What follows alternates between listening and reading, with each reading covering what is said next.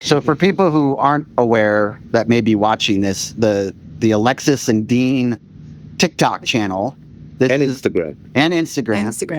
and this is the Dean of the Alexis and Dean. Now, was that her brainchild or yours? Okay, so true story how this happened. We literally took off on that Thursday. We were texting during. Yeah, and I remember, I'll never forget this. We were in Mexico. When I landed, we took off early in the morning. When I landed, I looked at my phone. I'm like, why is my company's stock down almost 70%?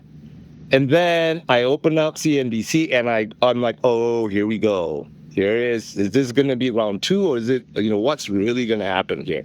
I'll be the first one to admit, I have very little patience for incompetence, and I have very little patience for lack of preparation with people. I just fly off the handle when I find out someone's in a particular situation that they're, and they're not prepared. That gets to me. Or if they can't produce, or if they don't listen, So I never want to get in management because I figured I'd be an HR issue very quickly. And how is that going for you right now? I wouldn't say I figured it out. I think I did. I wasn't aware that managing people in roles that where I come from is a completely different experience for this long, which I really enjoy. Some people have left in the past and don't really agree with its culture. I love the culture there. And I think because of that, and because of how much I enjoy my company and how much I want my group to succeed, it's changed the dynamic on how I interact with people, being less of a hard ass and being more of a nurturer versus, managing with the iron hand. So I go to the office the first day, and true enough, it is chaos in the office. It was chaos, on us trying to calm the market down, because we really are not, so we really don't do business like the banks that went down. We are a different bank. But Wall Street, puts us in the same peer group. So the assumption is we are, right? So we were supposed to be the next one that's going to fall. But anyways, so I get back home from work that day, and Alexis is like, what's going on? Can you explain it? I'm like, it's too difficult to explain. It is really complicated to explain how a bank gets taken down. So she sits me there, I get home, I literally like throw my shoes up and sit in my living room, with the beer. And I said, okay, you really want to understand what's going on? Because I told her, to take a step back, I told her, it's like, I don't know whether we're going to survive, and she's like, what are you doing right now? I'll be honest. I'm pinging all my recruiters and like, hey, I might be back on the market. I know you guys have asked me for the last decade, but I might be back on the market soon, because you don't know.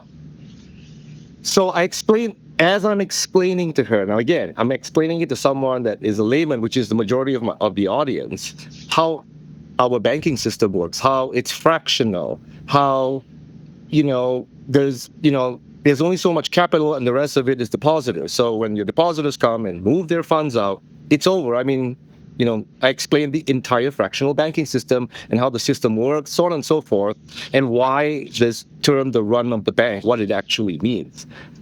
She took her phone out and just recorded me, and I wasn't aware. I was not aware. I didn't know. And then after that, she says, hey, I taped all that. Do you mind if I post it? I'll make a channel and post it. And I do whatever you want. I don't care. And one huge caveat I missed, I am the anti-social media person. He's not on anything. I'm not. Till today, I don't have the app on my phone. Till today, I don't watch myself. And how many followers do you have? 1.8 on TikTok and about 400,000 on Instagram. So 2.2 million people follow the channel, but you don't use it. Hey, Dino, he's usually at his desk in his house in LA. Dino, interest rate. What you have to differentiate is the long-term rates. Your mortgage, I think that's what resonates with everybody. Your mortgage versus your credit card, right? Or your HELOC loan. Those are two different things that drives those interest rates, okay? Your mortgage is driven by the bond market. Believe me, no matter what Powell does, you can't control that bond market. The bond market tells you what your long-term interest rates are going to be, pretty much. Your short-term interest rates controlled by the Fed. Short-term, because they set the rate at the discount window. So how banks borrow from each other overnight, whatnot, Fed funds rate, right? So when they set that rate, that's short-term rates. So what you're going to see when the rates fall is your credit card rates will fall. Prime rate, a lot of things are based on the Wall Street Journal Prime. That'll fall, like point for point with the rate cut. So 25 bips off there, prime's going to drop to 7.25. So what's the ramifications? That's just short-term rates. One last comment is, if anybody thinks you're going to get a 2.75% mortgage ever again, I really don't think that's ever is going to happen ever again, not in my lifetime. Sometimes I feel that people nowadays are so skeptical of mainstream media that they don't care about it and don't pay attention to it. But lo and behold, here's the ironic thing of it all. The information that I get, that I post, is just an interpretation of what I hear on the CNBCs, Bloombergs, and whatnot. It's just that. And it's factual. It's not opinions. It's so funny how the newer generation, the millennials or Gen Zers now, I am just being a little stereotypical and generalizing, but I don't want to watch that because it's media. I don't believe it. But when someone says that, they're like, oh, this guy is good.